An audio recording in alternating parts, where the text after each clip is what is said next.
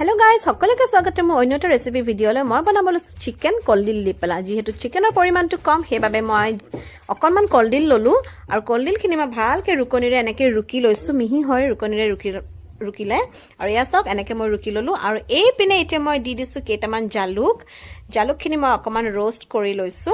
আৰু ঠাণ্ডা হোৱাৰ পিছত মই খুন্দুনাৰে খুন্দি লম ইয়া সক জালুকখিনি মই এতিয়া খুন্দুনাৰে ধুনিয়াকে খুন্দি লৈছো আৰু একদম কম মছলা দি পেলা এটো ৰেচিপি বনাব লৈছো এ আদা নহৰু পেষ্ট লৈছো আৰু এ জালুকৰ গুড়া আৰু কেৰাহীখন গৰম হোৱাৰ পিছত মই দি দিলো অকনমান মিঠা তেল আৰু তেলতে দিছো এখিলা তেজপাত আৰু এটা শুকান জলকীয়া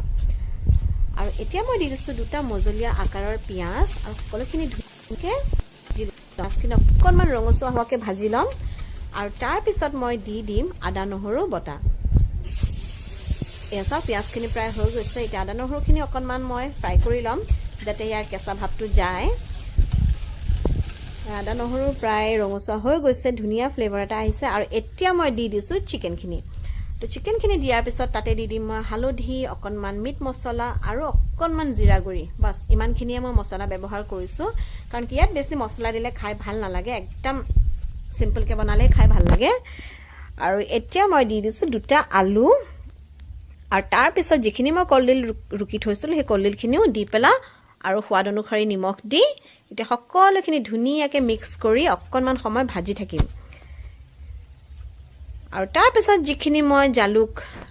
খুন্দুনাত খুন্দি থৈছিল সেই জালুকৰ গুড়াখিনিও দি দিম আৰু আপোনালোকে জলকীয়া দিব পাৰে কাৰণ কি মোৰ সৰু চালে খাব সেই কাৰণে মই জলকীয়া একেবাৰে দিয়া নাই ভাতৰ লগত পিছে মই ভুট জলকীয়া আচাৰ লৈছিলো তো এনেকে মই সকলোখিনি ঢাকন মাৰি থৈ দিলো ভাজি আছো মাজে মাজে আৰু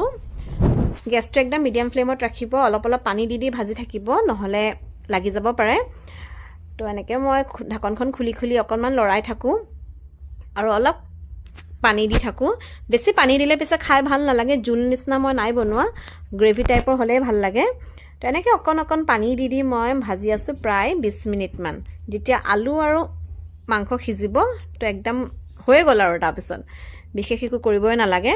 তো ইয়া চাওক ৰেচিপিটা একেবাৰে সিম্পল ৰেচিপি খাইও বিৰাট ভাল লাগে আৰু হেলদিও হয় পিছে তো আশা কৰো আজি আপোনালোকে আমাৰ ভিডিওটো চাই ভাল পালে আৰু মোৰ লগত আছে ধনিয়া নাছিলে আপোনালোকে যেতিয়া হৈ যাব বনোৱা ওপৰত অলপ ধনিয়া দি দিব আৰু ভাল লাগে টেষ্টটো আৰু অকন এনহান্স কৰে তো এই আসলে আজি ৰেচিপিটো আশা কৰো আপোনালোকে আমাৰ ভিডিওটো চাই ভাল পালে পুনৰ নতুন এটা ৰেচিপি লৈ আহিম আজিলৈ আহিছো